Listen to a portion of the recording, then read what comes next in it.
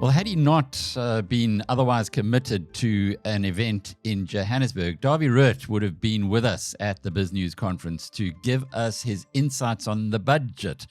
Well, what a day that would have been. That was the 12th of March. This followed the 19th of February budget that didn't happen.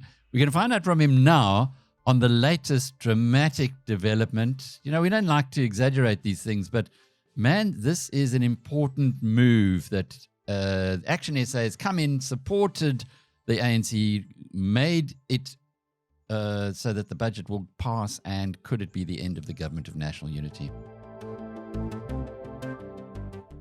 Dawie, never a dull moment in our country, is there? It's a lot of fun, Alec. Actually, I like what's going on because, I mean, that's democracy at work, isn't it? But no, I'm not too concerned. Okay, so let's just go back here. The fact that Action SA decided to support or to vote in favor of the budget.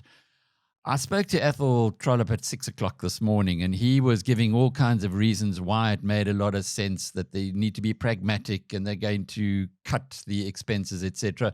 But the DA guys came straight back to me and they said he's not telling the truth, because there are really two options in voting. You either vote for the budget as it is, or you reject it as it is. And Action SA is now voting for it, and it's going ahead. But who's telling the truth here? No, that's the fact. I mean, you either vote for the budget or you vote against the budget. I don't know if the ANC will get enough support to vote to get the 201 that they require to get the budget passed. But it looks as if they're very close to that. But I think the main issue here is not really about VAT. Everybody's talking about VAT, and that's the sticking point. And the main issue here is who's going to blink first, it seems to me. And that's what the political parties are trying to see if they can. This is a game of chicken, I suppose. They want to see who's going to sit with the egg on their face in the end. If the ANC does not force through an increase in VAT, then they will sit with the egg on the face. And if they actually succeed in forcing through the 0.5% increase in VAT, then they will come out, well, I guess, looking fairly good after this budget. But I think this is a lose-lose for the ANC. If they succeed in doing this, everybody's going to point fingers at the ANC and say, you increase taxes, and especially in the poor. If they don't succeed in doing this, they would have blinked first. I guess this is a lose for the ANC. It doesn't matter how you look at it. But why are they pushing this so hard, given that it is a lose-lose situation? And we know the ANC's strategic decisions have not always been that sharp, but surely they would see this as well. Okay, now let's get into the numbers. And I think here are the reasons for this. We know what the fiscal debt situation, what it looks like. And remember, and I can give you the numbers, but I think you've got it. It's about 76% of GDP. That is the debt to GDP ratio at the moment. But that does not include all the debt, Alec. You actually have to include the debt of the local authorities, or at least part of that. And there we're talking about a couple of billion. The outstanding debt of the local authorities to Eskom only is about 110, 120 billion at the moment. And then you also have to include some of the debt which are explicitly or implicitly guaranteed by the state for the state-owned enterprises. And if you include all that debt, then you're going to get a completely different number, probably in the region of about 95% of GDP. So the reality is that the debt situation is really dire. That's the first point. The second point is that if you look at the fiscal deficit, currently hovering around about 5% or so, and the fiscal deficit consists of two important variables. The one is how much money you're going to borrow, and the second one, what is the size of the economy? Because we always express that as a ratio, X% of GDP. So currently, it's roughly about 5% of GDP. This economy, the Minister of Finance told us this economy is going to grow close to 2%. I really doubt that. So that means simply because the economy is going to be smaller, the deficit to GDP and also the debt to GDP is also going to get move in the wrong direction. So that's a second and very important point. The third and a very important point is that being the ANC, being a bunch of socialists, they like to spend money. They believe they can spend money much better than the private sector. So they do not want to cut back on state spending. Ideologically, they want to spend more money, not less money, because they've got all sort of silly ideas like NHI and maybe eventually a basic income grant and stuff like that. So spending less money is not part of the ANG's agenda. And apart from that, there are many people wanting to also dig their fingers into getting a contract somewhere or a tender somewhere and stuff like that. This is important for the ANC. This is what keeps the ANC alive, state spending. Okay. So that means that the only alternative for the ANC now is to get some more money in. Now I've analyzed all these taxes and I can go through all the taxes. The most important one is personal income taxes. Personal income taxes, and just an interesting one, personal income tax collections mostly, but some of the other taxes also, reported an over collection of about 8 billion rand in the previous financial year. So it is actually not really necessary to increase VAT by 0.5% or so, because it's actually less than that what you actually need, because there was an over collection in the previous financial year. But anyway, personal income taxes, you cannot increase personal income taxes because we are already over that so-called Laffer curve. There was an increase in personal income taxes. This bracket creep is nothing but an increase in personal income taxes. So that one is just not on. You can't increase personal income taxes. The second one that you can look at is perhaps company taxes, but again, you can't do that because our company taxes are just far too high. And then the third one, the only remaining significant revenue source for the state is value-added tax. That's the only one remaining. And that will bring in, the minister said that will bring in 13 million or 13 billion for 0.5% increase. I don't think so. I think it's going to be far less than that. But that's the only a significant tax revenue source that remains. There are a couple of rats and mice that you can try to increase as well, but that's not going to make a difference. So the point is, they can't spend less because of political reasons. They need more money, and the only alternative is then for them to increase VAT, and that is going to be bad for the economy. So yeah, that's the reason. That's the reason why they're going for VAT. That's the only one. The way you've unpacked it there, we seem to be not just the ANC in a lose-lose situation, but South Africa as a whole. Because if we cannot cut back on the government spending, which is really out of control. I loved the example that Mark Burke from the DA gave, where he said that in real terms, the budget today is 3 times that of the Mandela budget. That just sounds out of control, and I don't know if he's absolutely accurate on that. In other words, taking away the inflation. But if that's the case, added your focus that the philosophy is spend more, become a greater force in the economy, we do seem to be getting to a point of no return pretty quickly. Yeah, one way of looking at the size of the state is simply to express state expenditure as a percentage of GDP. And in 1970, if I remember correctly, state to GDP, spending to GDP was about 15%, and today it's close to about 35%. So there was more than a doubling in the relative size of the state. But again, what is your definition of the state? Shouldn't you include things like, for example, the road accident fund? The road accident fund actual deficit is a couple of hundreds of billions of rands. I haven't even included that in my debt numbers, by the way. But you know, when you have such extremely high levels of state debt to GDP, then you become very, very vulnerable at all sort of other levels. Now, let me give you one example. If Donald Trump decides tomorrow morning that he's going to implement some sort of financial sanction against South Africa, that is going to hurt really badly, because typically the Americans, the last quarter, the Americans bought, there's something called portfolio flows. Portfolio flows are when foreigners typically will come and buy our bonds in the bond market or our equities on the JSE and stuff like that. Now the Americans, most recent numbers, the last quarter, the Americans bought 50% of all portfolio flows were from the Americans, from the United States. So if Donald Trump tells them, listen, you're not allowed to buy South African bonds anymore, with this extremely high levels of debt, see what's going to happen. The bond yield's going to bomb out. Pick a number. Currently, it's trading the long end of the yield curve is trading at about 11%. That's going to bomb out to 15 or whatever percent. Who's going to pick up those bonds? And it's probably going to be the local banks. And they are already holding a lot of government bonds. And the Reserve Bank already indicated that they're concerned about the banks holding too much government bonds. And when yields go up, the value of those instruments go down, and that means that balance sheets of banks can come under pressure. And that means all sort of other bad things. A weaker currency, high interest rates, weaker economic growth, and stuff like that. So we are extremely, extremely vulnerable because of our high fiscal debt situation. I just want to say the banks in South Africa are very well capitalized. There's nothing wrong with the banks. I'm not suggesting there's anything wrong with the banks. I just want to make the point that if we continue on this trajectory, we are going to get in a situation where things are going to go seriously and badly wrong. The only alternative is for the state to cut state spending, and there are ample space for cutting state spending. But they don't want to, because philosophically that's against the way that they stand, what they stand for. Not only for the philosophic level, there are four things that the ANC stand for. The one is the ANC stand for something leftish, socialist, developmental, or somewhere left. They even call one another silly names like comrade. That's one thing they stand for. And because of their ideology, they got stuck somewhere in the 1920s. Because of their ideology, they have certain policies. And I can give it to you. Expropriation, NHI, all these sort of things, which believe that the state can do stuff better than the private sector. The third thing that the ANC stands for is cadre deployment. And another word for cadre deployment is incompetence.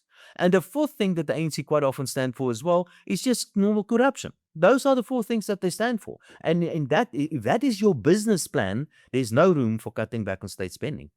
So the ANC is just driving through its philosophy. The DA is right to be standing firm on this? In fact, I would even go further. Now, I know SARS is doing a very good job. And I know Kieswetter wants more money because he reckons there's hundreds of billions of rands of outstanding tax out there that he can collect. I do not like the fact that the Minister of Finance allocated more than 7 billion more to SARS as well. I'm against that. And the reason why I'm against that is because if SARS is successful in collecting all those taxes, it comes down to another tax increase. It is as simple as that. You're taking more money out of the private sector and give it to the state. So I'm completely against any measure that is going to give more money in the hands of the Minister of Finance. The only way you can get politicians to spend less money is to give them less money. And that's where we are now. We must cut back on state spending. And there are many places, and I can give you examples of many places where we can cut back on state spending. But the first place for the Minister of Finance to start is to do something symbolic. That's crucially important. And something symbolic will be to cut back on that 2 billion rand that they spent on the blue light brigades, for example. Just do that. And it will be a sign to the rest of us that they're actually trying to cut back on this unnecessary state spending as well. Dawie, I know you look at things happening around the world. In the United States, Elon Musk and the Doge project, every day they bring out information to show 3 billion, 4 billion has been saved. And they're doing a pretty good job on that if you believe that it's right to cut state spending. But my question to you is, if it's possible to take so much out of the American budget where people in the government supposedly are appointed on merit, in South Africa, where people are not appointed on merit, where it's cadre deployment, do you have any sense of how much we might be wasting or how much of our taxes might be wasted? Yeah, Kim, let me give you one number. We spend, let me get the number. I have to get it off the top of my head somewhere, probably about 500 billion rand on education. That's the biggest expense item by the Minister of Finance. The second one is interest on state debts, about 400. And then the third one is the various social expenditure items. And just by the way, this year will be the first year where interest will become the second biggest expense item. Previously, it was the various social expenditures. That was the second biggest expense item. But looking at education, the biggest expense item, and I've had compared South Africa's education expenditure to other countries in the world, and South Africa spent a huge amount of money on education in absolute and in relative terms. So that is a fact. So we spend a lot of money on education. If, however, you compare South Africa's quality of education, and there are various, the TIM study and the PIL studies are examples of where South Africa's standard of education is compared to other countries. If you compare our quality of education to other countries in the world, we don't only do bad, we quite often do the worst in the world, especially when it comes to things like maths and science and stuff like that. So we spend a lot, but we get in, we don't get much. The taxpayer certainly is not getting bang for his buck for this. So there is one example where we have to do one or two of two things. Either the quality of education in South Africa must improve dramatically, or we must cut back on how much we spend on education. And I can talk about education for hours because this is my pet subject. But I, for example, would have cut the number of universities by half in South Africa, and I would have spent much more money in primary education, because primary education is what really matters. But the reason why we can't do that, the reason why we can't get better teachers, because the problem is teachers. Let's be honest and frank about this. Not all of them. I think being a teacher is the most amazing job there is, but not all of them. But the problem is the quality of our teachers. And the quality of our teachers are what it is because of SATU's influence, the Democratic Teachers Union. And they are part of COSATU, of course. And that is part of the tripartite alliance. So that's the problem. So it's not actually state expenditure that is the major problem. It's the quality of state expenditure, and it's politics. That's the issue. And we need strong political leadership to stand up and say, now, who's going to do that? Do you think the DA is going to do that? I doubt that. Do you think the DA is going to stand up and say the quality of our education is bad because of the quality of teachers? Do you think the DA is going to do that? I don't know of any political party that's really got the goons to stand up and criticize the civil service, not only the teachers, but you can right through the civil service. You can look at just about any of those various services that the state provides. Look at the quality of police. Is the DA going to stand up and say our police force is corrupt? Is the DA going to stand up and say that our nurses and our hospitals and the state hospitals are not doing what they're supposed to be doing? They're giving bad service? But that's the fact, and that's the truth. And we need political leadership to stand up and say it as it is, that the quality of South Africa's civil service sucks, and we have to do something to improve on that. The taxpayers simply cannot keep on throwing money after this problem. So where we are at the moment is that the DA are meeting today to decide on whether or not to stay in the government of national unity. That is pretty clear from all of the feedback that we've received. What would your advice to them be? I would tell them, no, do not give in to this 0.5% increase, and also demand an adjustment, an inflation adjustment to personal income taxes. And then a third demand the reduction in state expenditure. There are plenty of places where you can cut back. So no, don't give in. They've given in far too much, just by the way. The ANC, the DA lost a lot of face until the budget. This is the opportunity for the DA to put their name back on the agenda, because they've lost a lot of support until now. I think they're doing an excellent job. I'm not a great supporter of the DA, but they've been doing an excellent job the last 2 months or so. So what about Mr. Tlhabise and the IFP, or Corne Mulder and the Freedom Front, and Gayton McKenzie and the Patriotic Alliance? Would it be similar advice to them, or given what Action SA has done, maybe they'll be lining up for goodies? Well, that's politics, unfortunately. And I guess that's exactly what I guess Action South Africa is there for. They want a position somewhere. And I'm sure some of the other political parties want to favor somewhere else as well. That's what politics is about. I'm an economist. I look at the numbers and I tell them what's good for the country. And what is good for the country is not to give in to the ANC, but to start cut back on state spending. We are heading for a disaster. So your advice is very clear. Don't bend on this one. This is the bridge on which you die. Can I tell you what's going to happen, Alec? Either you do it now while you still have some power to make a difference to the budget, or the market's going to force you to do this. This is what's going to happen. The market's going to force you. Make your pick.